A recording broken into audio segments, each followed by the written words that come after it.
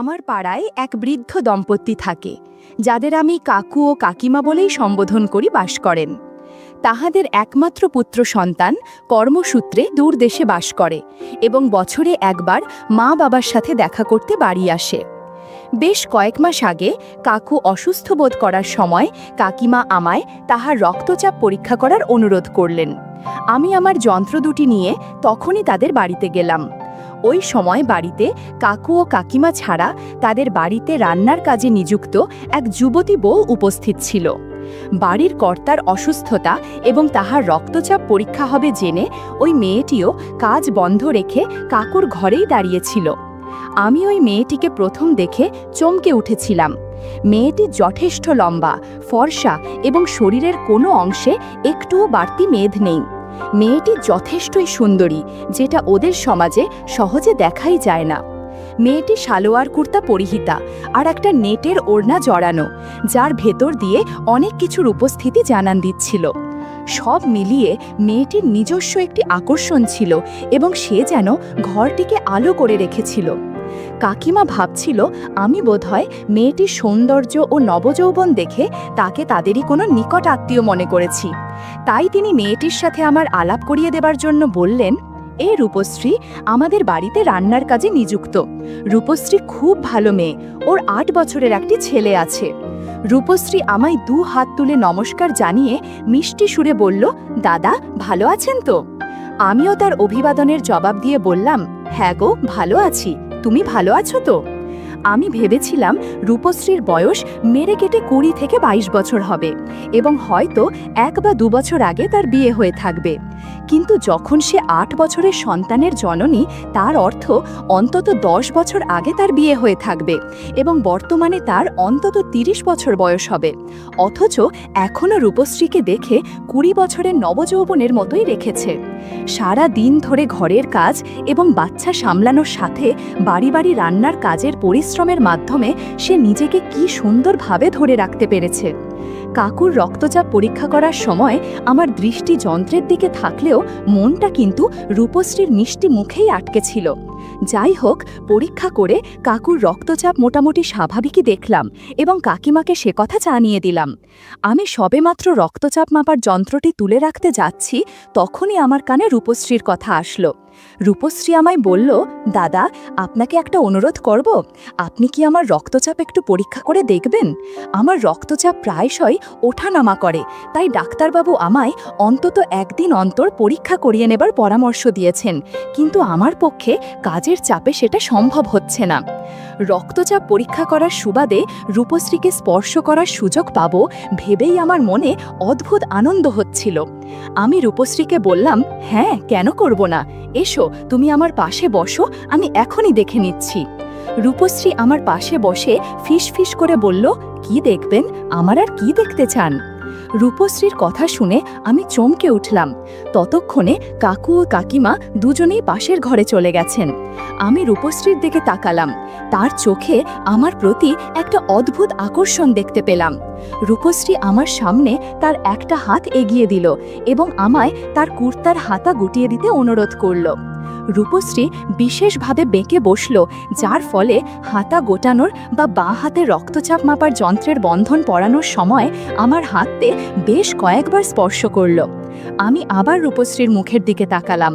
মুখে সেই দুষ্টুমি মাখানো মুচকি হাসি এবং চোখে আকর্ষণ এবং সমর্পণের ভাব।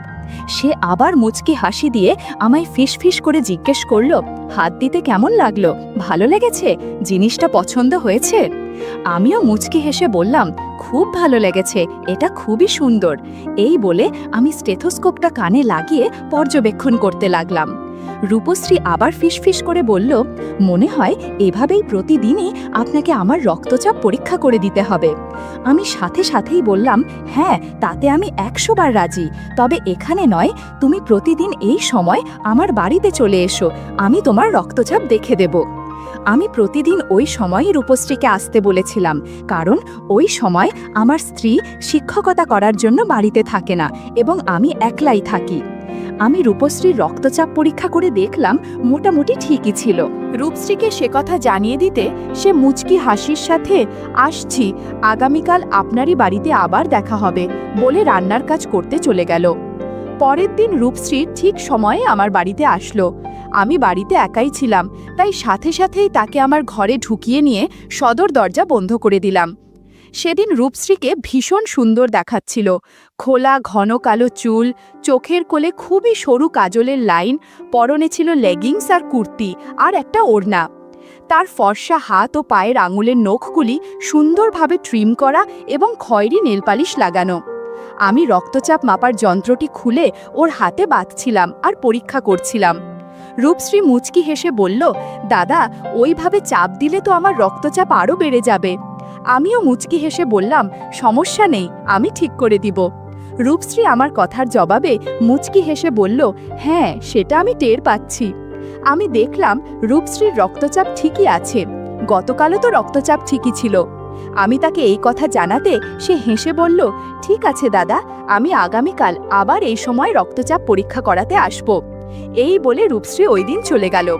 পরের দিন সকালে রূপশ্রী আবার আমার বাড়িতে এলো। সেদিন তার পরনে ছিল লেহেঙ্গা। আমি জীবনে এই প্রথমবার কোনো লেহেঙ্গা পরিহিতা কাজের মেয়েকে রান্নার কাজে আসতে দেখলাম। কেমন যেন মনে হলো।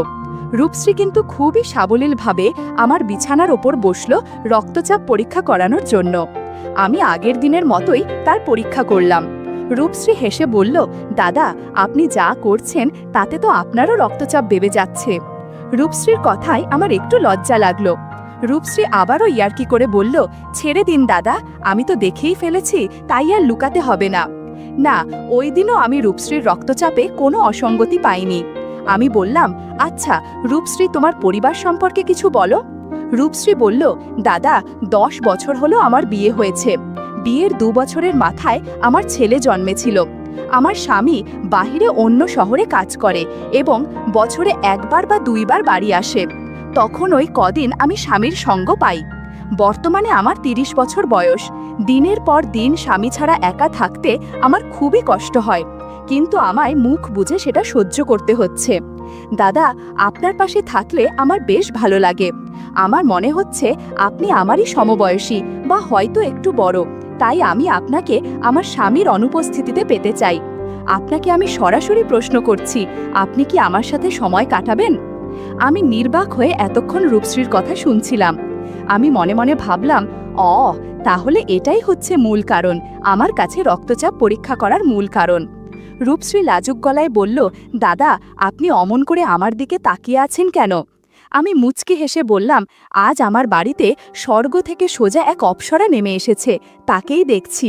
বিশ্বাস করো, তোমার মতো মেয়ে জীবনে দেখিনি। আমার মাথায় কিছু বিষয় ঘুরপাক খাচ্ছিল, যে কারণে আমি একটু স্থির হয়েছিলাম। বোধহয় রূপশ্রী আমার মনের কথা বুঝতে পেরেছিল, তাই সে আমায় বলল, দাদা, হঠাৎ ঝিমিয়ে পড়লেন কেন? কি চিন্তা করছেন? ভয় পাচ্ছেন যদি আমার কোনো সমস্যা হয়ে যায়? না দাদা, কোনো চিন্তা করবেন না। আমি গতকাল থেকেই আপনার কাছে আসার আগে ঔষধ খেয়ে নিচ্ছি, তাই আপনার টেনশন করতে হবে না। আপনি নিশ্চিন্ত মনে পর্যবেক্ষণ করো।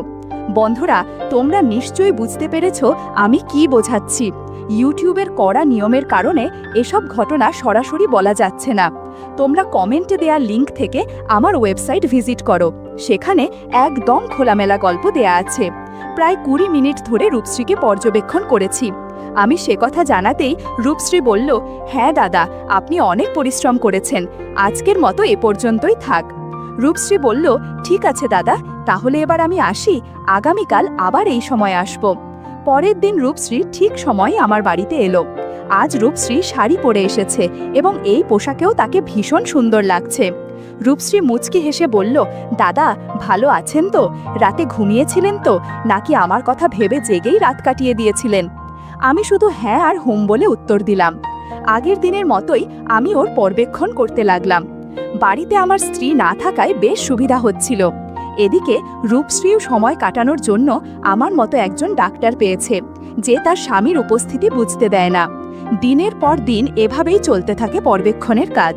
বন্ধুরা, ইউটিউবের গল্পগুলো শুনে মজা না পেলে আমার ওয়েবসাইটে দেয়া গল্পগুলো শুনতে পারো।